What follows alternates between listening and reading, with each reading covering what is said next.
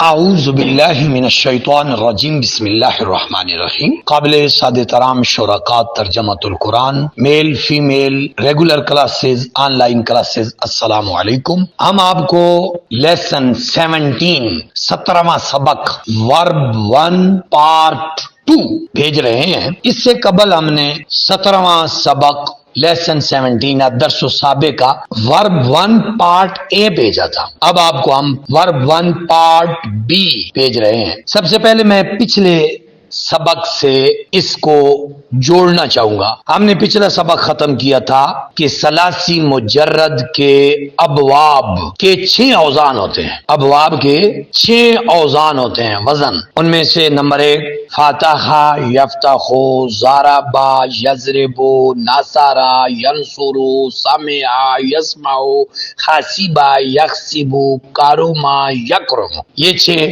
اب ان 6 ابواب کے بارے میں 2 بنیادی معلومات اور میں شیئر کرنا چاہتا ہوں۔ نمبر 1، اس کے پہلے 5 جو ابواب ہیں ان سے فعل لازم بھی آتا ہے، یعنی ٹرانزیٹو، انٹرانزیٹو، اور فعل متعدی بھی آتا ہے، یعنی ٹرانزیٹو۔ اور جو چھٹا باب ہے کارما یکرم، اس سے صرف لازم آتا ہے، انٹرانزیٹو آتا ہے۔ اس کے بعد دوسری اہم بات، یہ جو باب لکھے جاتے ہیں، 6 بابوں کے 6 اوزان لکھے گئے ہیں، یہ 6 کے 6 ان کی ماضی پہلی حالت، ماضی کی حالت بھی ماضی ایکٹیو ہوتی ہے، اور مضارع کی بھی مضارع ایکٹیو ہوتی ہے۔ یعنی یہ جو 6 باب بیان کی جاتے ہیں یہ ماضی ایکٹیو میں بیان کیے جاتے ہیں، اور ماضی مضارع ایکٹیو میں بیان کیے جاتے ہیں، یعنی یہ پیسو نہیں ہوتے، یہ فعل ماضی معروف اور فعل مضارع معروف حالت میں ہوتے ہیں۔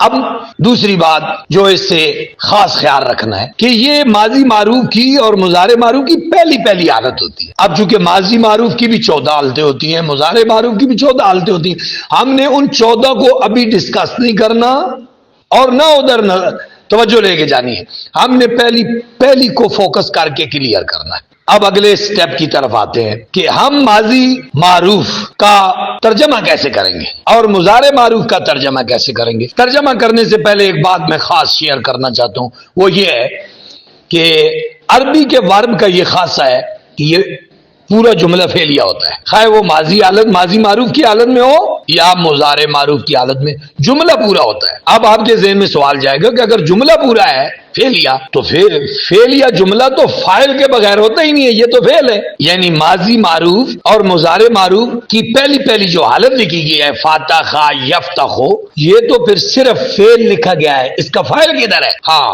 اس کا فاعل اس کے اندر چھپا ہوا ہے۔ فاتحہ کے اندر ایک فاعل چھپا ہوا ہے، ہڈن ہے۔ یفتحو کے اندر بھی ایک فاعل چھپا ہوتا ہے۔ یہی اس کی ورب کے عربی کے ورب کا یہ خاصہ ہے، یہ پورا جملہ ہوتا ہے اور یہ اپنا فاعل اندر چھپا کر رکھتا ہے۔ اب چھپے ہوئے فاعل کو آپ کیسے نکالیں گے؟ لا مالا، وہ جب آپ ترجمہ کریں گے تو فاعل ظاہر ہو جائے گا، فعل ماضی معروف کا بھی ظاہر ہو جائے گا اور فعل مضارع معروف کا بھی ظاہر ہو جائے گا۔ فار ایگزامپل ہم ترجمہ کرتے ہیں 6 ابواب کے۔ فاتحہ، اس نے کھولا، اب یہ ایکٹیو ہو گیا، فاعل ظاہر ہو گیا۔ یفتحو، وہ کھولتا ہے۔ ضربا، اس نے مارا۔ یضربو، وہ مارتا ہے یا مارے گا۔ نصرا، اس نے مدد کی۔ ینصرو، وہ مدد کرتا ہے یا مدد کرے گا۔ سمع، اس نے سنا۔ یسمع، وہ سنتا ہے یا سنے گا۔ حسبا، اس نے گمان کیا۔ یحسب، وہ گمان کرتا ہے یا گمان کرے گا۔ کرما، وہ عزت والا ہوا۔ یکرم، وہ عزت والا ہوتا ہے یا عزت والا ہوگا۔ اب اس کے ترجمے سے آپ غور کریں گے تو ترجمے میں آپ کے منہ سے پہلے وہ یا اس نے کر رہا ہے۔ فاتحہ، اس نے کھولا، تو یہ اس جو ہے یہ اس کا فاعل ہے، سبجیکٹ ہے، کام کرنے والا ہے، لیکن نظر نہیں آتا، اندر چھپا ہوا ہے۔ اب وہ ترجمے کے ذریعے سے آپ کو ظاہر ہو جائے گا۔ اب ماضی، یہاں سے ایک ویری کلیئر ہو گئی یہ بات کہ معروف کی یا ایکٹیو کی یہ نشانی ہوگی کہ جب آپ اس کا ترجمہ کریں گے تو فاعل یعنی سبجیکٹ کا معنی، سبجیکٹ کا جو معنی ہے وہ پہلے آپ کے منہ سے نکلے گا۔ اس نے کھولا، وہ کھولتا ہے یا وہ کھولے گا. یہ اس کی خاص خوبی ہے. اب ایک اور اہم بات کہ یہ جب ہم فعل اور فعل ماضی معروف اور فعل مضارع معروف لکھتے ہیں تو اس کے باب کا آغاز ہمیشہ غائب سے ہوتا ہے. غائب سے، مخاطب سے نہیں ہے. یہ غائب سے شروع ہوتا ہے. انگلش میں تو آپ پہلے فرسٹ پرسن لکھتے ہیں نا، آئی ہوئی، پھر لکھتے ہیں سیکنڈ پرسن یو، پھر لکھتے ہیں third person he she it they. عربی میں اس طرح نہیں ہوتا.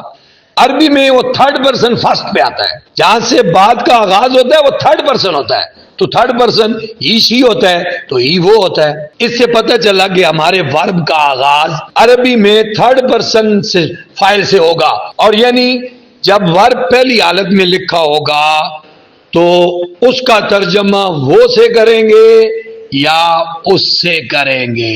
اب اس پیٹرن پر جس کا بھی ترجمہ آپ کرنا چاہیں، جس ثلاثی مجرد فعل کا، داخلہ وہ داخل ہوا، یدخل وہ داخل ہوتا ہے یا ہوگا، کاتبہ اس نے لکھا، یکتب وہ لکھتا ہے یا لکھے گا. تو یہ اس کی بنیادی معلومات پارٹ ورب 1 پارٹ 2 میں ہم نے ان 6 ابواب کے ماضی معروف اور مضارع معروف کو محات ترجمہ ظاہر کرنے کی کوشش کی ہے. یقیناً آپ کو بات سمجھ آ گئی ہوگی اور ہم انشاءاللہ العزیز ورب 1 کو پارٹ 3 میں انشاءاللہ العزیز مکمل کر دیں گے. اللہ پاک ہماری مدد فرمائے اور ہمیں قرآن کو سمجھنے کے لیے جو بنیادی گرامر ہے اسے صحیح طریقے سے، آسان طریقے سے سمجھانے کی توفیق عطا فرمائے.